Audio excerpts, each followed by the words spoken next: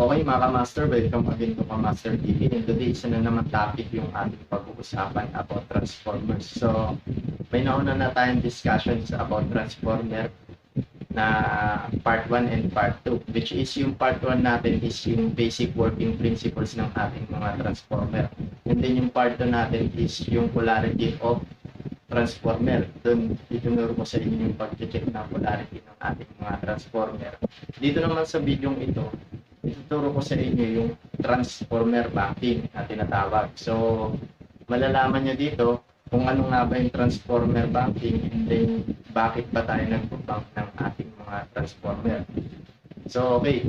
Unahan ko na kayo mga masters. Sa video ito, hindi ko masasabi lahat or hindi ko maituturo sa inyo lahat yung about sa topic na to na transformer banking or generally sa transformer kasi sa totoo lang sobrang lawak ng discussions about transformer. So sa mga masters natin dyan, electricians, engineers, kung may sarili kayong mga idea na pwedeng may ambag, just free to comment down below lang or kung may katanungan kayo, i-comment nyo lang sa baba at sasagutin natin.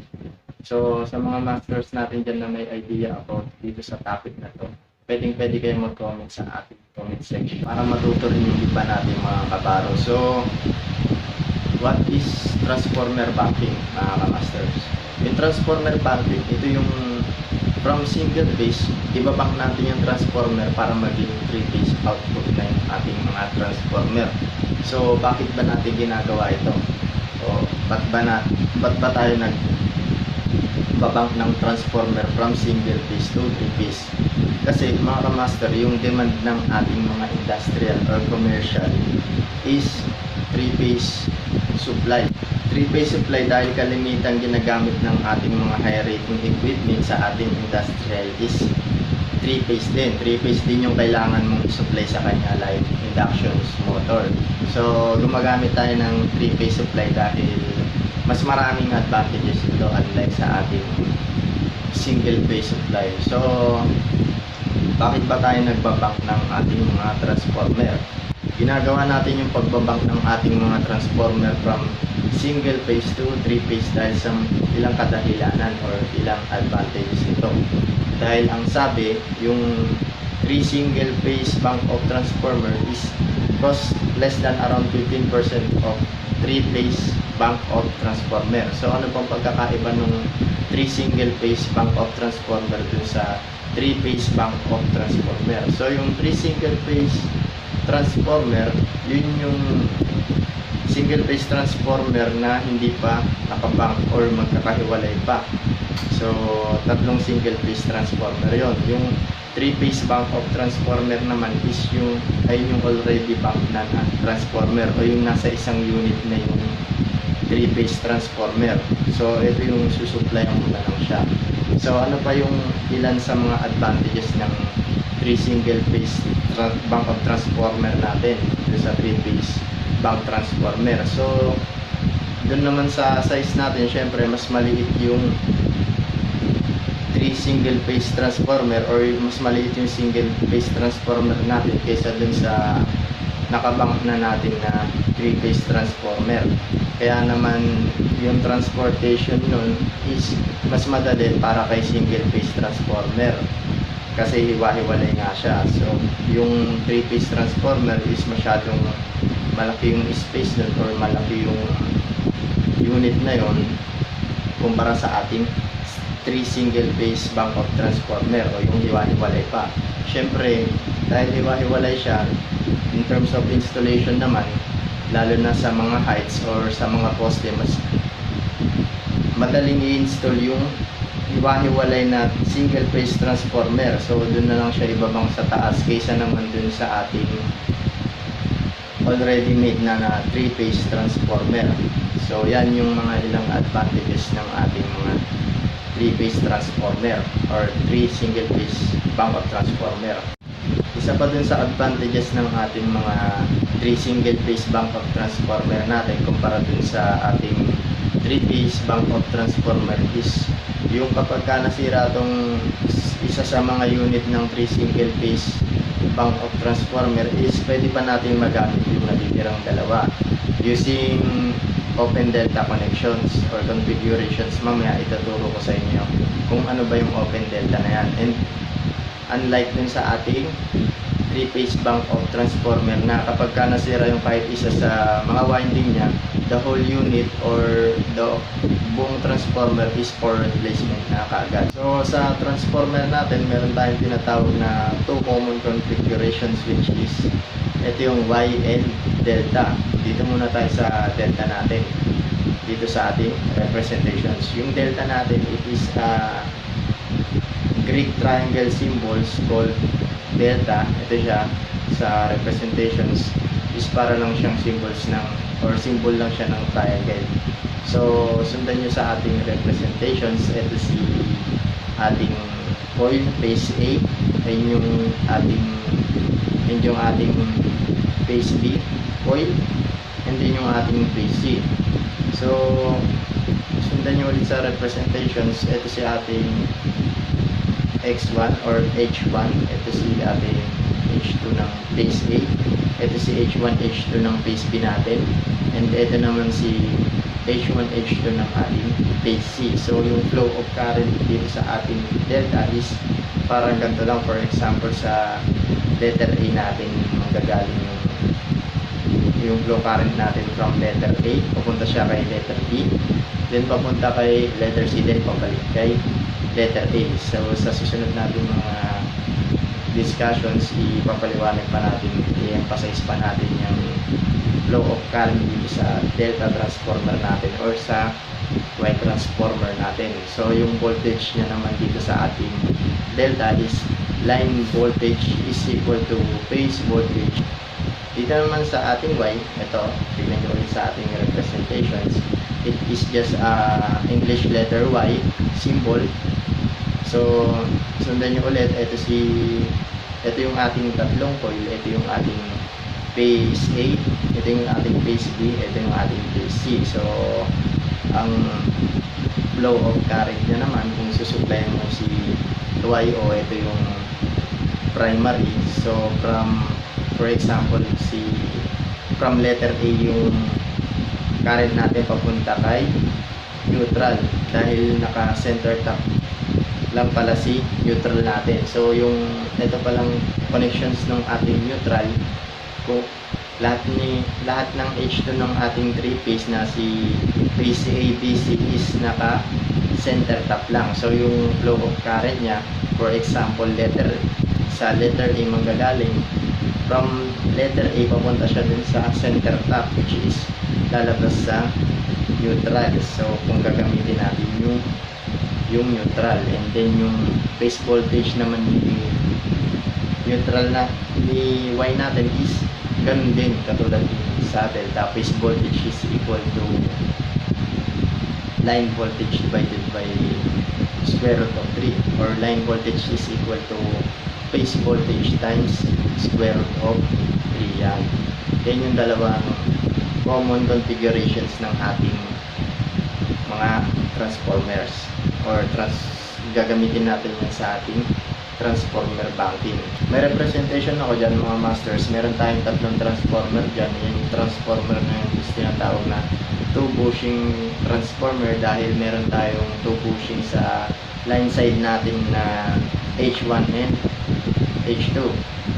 So meron din naman tinatawag na single bushings, yung makikita natin na isa lang yung supply niya. Yun naman is yung line to ground. So dito muna tayo sa 2 bushing natin. So meron tayong transformer 1, 2, 3, or ito yung phase ABC ng ating transformer. So ito yung gagamitin nating representations para maipakita sa inyo kung paano natin i-connect yung mga configurations ng ating transformer banking. So ang first setup natin ng transformer configurations natin is tinatawag na delta 0 degree.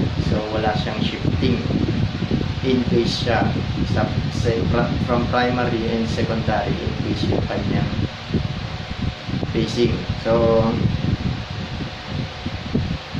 from ibabanggitin ko mga ka-masters, then sundan nyo lang dito sa ating representations kung ano yung or kung paano yung connection. So sa primary, yung H1 ni transformer number 1 i-connect natin sa letter A.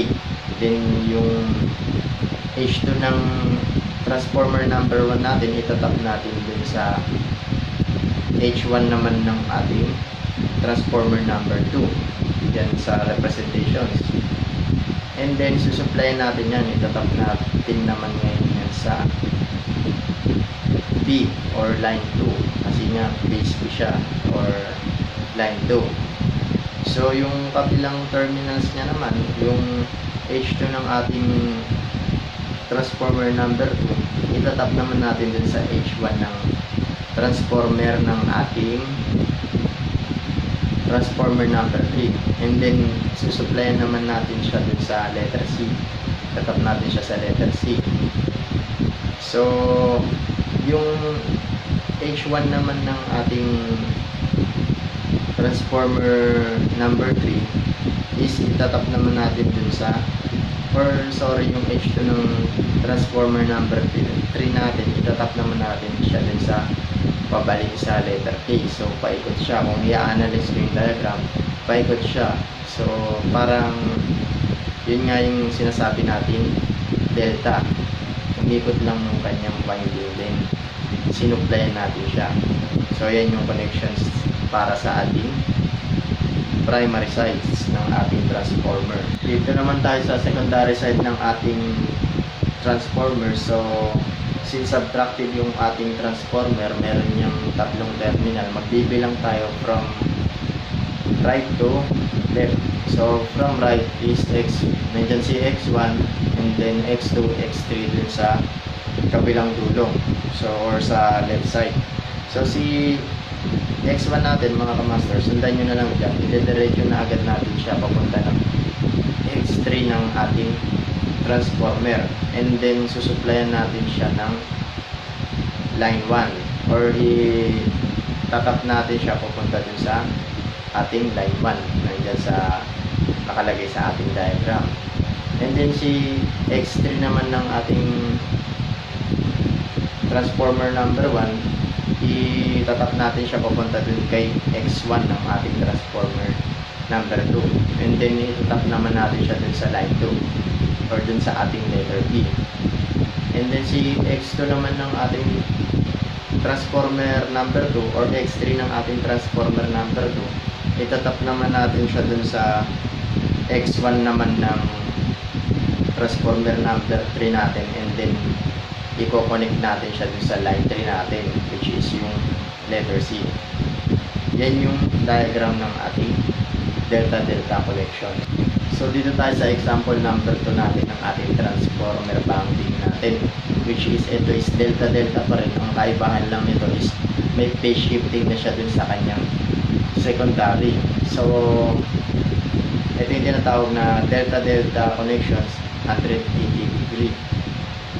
So ito yung connection niya, sundan nyo lang ulit sa ating diagram. So yung primary side natin, hindi naman natin babaguhin. Kung ano yung ginawa natin kanina, yun pa rin. So dun lang tayo magbabago dito sa ating terminals or terminals ng secondary natin. So ito na yung kanyang connection. Si X1 ng ating si X3 ng ating transformer, dun naman siya kakabit sa letter A. Dun natin siya ikakabit. So si X1 ng ating transformer number 1, dun naman siya natin itatap sa X3 ng ating transformer number 2, and then susupply naman natin siya papunta kay or itatap naman natin siya papunta doon kay letter B or yung line 2 natin. So yung X1 naman ng transformer number 2 natin, itatap naman natin siya dun sa X3 ng ating transformer number 3, and then itatap naman natin sila sa letter C or line 3 ng ating transformer secondary side. So yung X1 naman ng natira nating terminal, yung X1 ng transformer ng ating number 3, dun naman siya, paikot lang siya dun sa X3 ng ating, or sa X1, sa X3 ng ating transformer number 1. So yan yung tinatawag natin na connection na delta-delta 180 degree phase shift. So dito sa delta-delta connection natin mga ka-masters, ito yung sinasabi ko kanina na pag na-disable yung isang unit natin is pwede pa natin gawan ng paraan or temporary open delta connections natin. Ano ba tong open delta connections natin? Tingnan nyo dyan sa representations kung paano natin gagawin yung open delta connections natin. So sa open delta connections, meron na lang tayong dalawang transformer. So transformer 1 and 2. Si H1 ng ating transformer number 1, susupplyan natin siya ng line 1. So si H1 itap natin sa line 1. Yan, sundan nyo sa ating representation. So si line 2 naman, itatap natin siya din sa kabila sa H1 naman ng ating transformer number 2, and then susupplyan natin siya ng B, letter B, or ito yung ating line 2. So yung natitira natin huling terminals ng primary, which is yung H2, itatap natin siya dun sa line 3. So delta connections pa rin yan. So sa secondary nya naman, etong si H1 ng ating transformer, itatap natin dun sa line 1 natin. Yung magiging line 1 natin sa secondary. So si X3 naman, itatap natin siya dun sa X1 naman ng transformer number 2 natin. Tingnan nyo dyan sa representations natin. So kapag katap natin dun sa X1 ng transformer number 2 natin, kakapit natin siya dun sa letter B or line 2 ng ating secondary.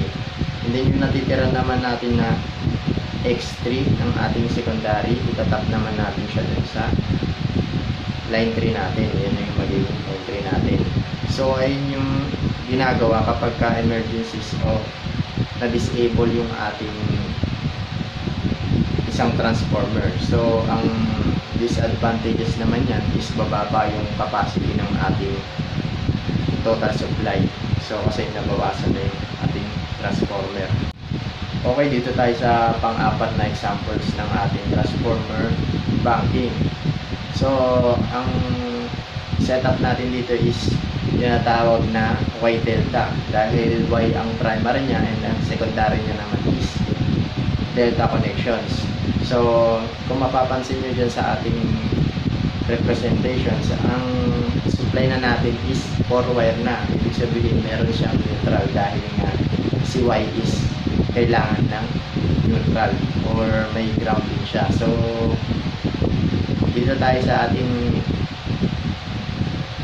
Y delta. So paano natin siya i-connect? Sundan nyo lang ulit yung kung paano natin siya i-connect. So si H1 ng ating transformer, so sa Y delta nga pala is yung phase shifting niya na hindi to pwedeng mag 0 degree. Lagi siya, minimum niya talaga na gap is 30 degrees dahil magkaiba nga silang connection. So sa ibang video pa natin, ipapaliwanag natin yung tungkol dyan sa phase shifting ng ating mga transformer. So balik tayo sa ating connection. So si H1 sa primary, i-connect natin sa letter A. And then si transformer number 2 naman natin ng H1, i-connect natin sa letter B. And then si transformer number 3 naman natin is si H1 is i-connect natin sa 3 or letter C natin. And then yung natitirang terminals natin, yung ending ng terminals, ang gagawin natin dyan is i-short lang natin lahat yan kasi nga Y ay yung magiging center tap natin or yung neutral natin. So i-connect natin siya dun sa neutral ng ating supply. Dito naman tayo sa secondary connection niya, which is delta. si transformer number 1 natin, yung terminal X1 niya, i-connect natin siya dun sa, or itatap natin siya dun sa transformer number 3 na terminal X3 ni transformer number 3. And then, ayan yung ating magiging line 1, or itatap natin siya sa line 1. And then si X3 naman ni transformer number 1 is itatap natin siya dun sa X1 ni transformer number 2. And then ayan naman yung magiging line 2 natin. Itatap natin siya sa ating line 2, or yung ating letter B. So si X3 naman ni transformer number 2, itatap naman natin siya dun sa X1 ni transformer number 3. Ayan naman yung ating magiging line 3 na ng ating delta connections, or Y delta connections. So ayan yung setup ng ating para sa Y delta connections natin. So sa primary, pwede siyang may neutrals, and then sa secondary naman is hindi siya pwedeng lagyan ng neutral kasi nga naka-delta siya. Di bali na lang kung eto, katulad nito is 3 output transformer dahil dalawa yung pole niya sa loob. So may center tap na tayo na pwedeng pagtapat ng neutral ka, naka-delta connection pa siya. So dito naman tayo sa example number 5 natin, which is ito yung ating tinatawag na delta Y configurations. So yung primary nito is naka-delta naman. So kung kanina naka-Y delta, ito yung primary naman nito is naka-delta naman dito sa ating representations. So yung secondary niya is naka-Y. So sa delta Y natin, ang connection natin, sundan nyo lang dyan sa ating representation dyan, si H1 natin, itatap natin dun sa letter A, or yung line 1 supply natin sa ating high side or primary. So, and then yung kabilang terminal niya naman, si H2 naman, ikakabit natin dun sa H1 naman ng transformer number 2, and then itatap natin dun sa line 2 natin, or yung letter B natin na supply. So si H2 naman dito sa transformer number 2, itatap naman natin dun sa H1 ni transformer number 3.